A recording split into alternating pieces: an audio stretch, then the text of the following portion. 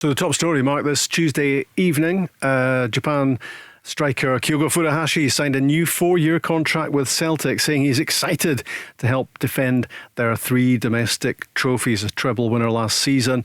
He's 28, Kyogo, and he scored 54 goals in 83 games since arriving from Vissel Kobe a couple of years back.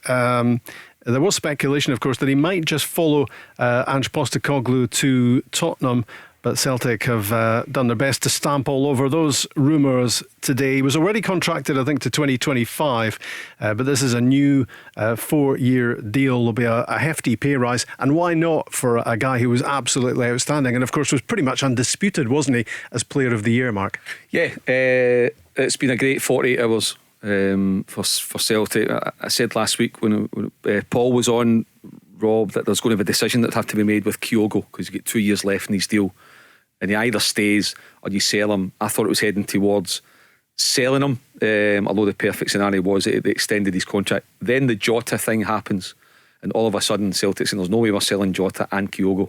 So the Jota thing's concrete. He wants to go. It's an incredible money. I don't think he'd have got 25 million anyway for Kyogo in the transfer market. So the Jota thing is perfect. And if you said to Brendan Rodgers, you need to lose one, you either lose Jota or Kyogo, take your pick. I'm sure they're taking Jota, because finding a 25 to 30 goal striker is very, very difficult. Very, very difficult to do.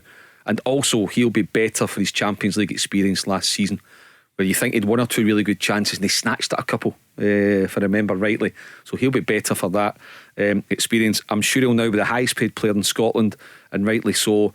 And it just shows you how clever and how well run Celtic are as a business. They get that money in, and what do they do right away?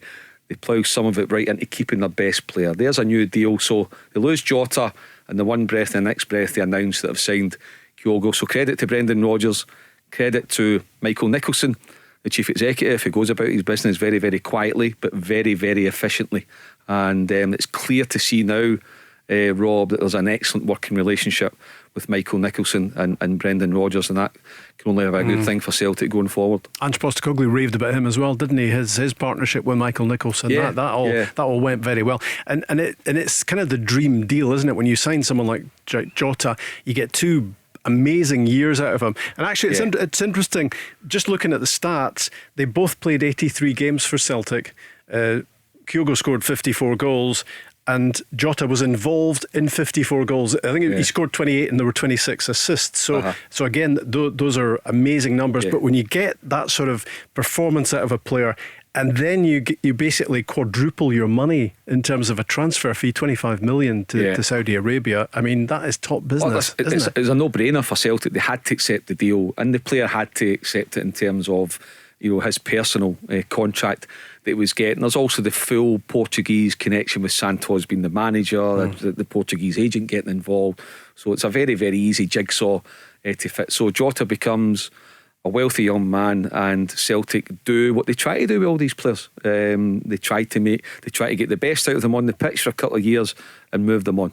So there's another success story.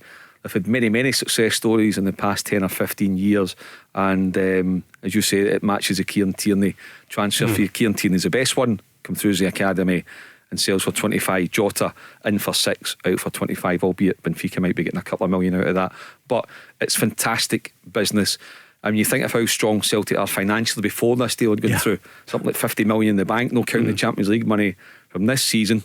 And now you go and top that up. So there's not that they were under any pressure, but there's now no, I would say, real temptation to sell anybody else unless it suits them.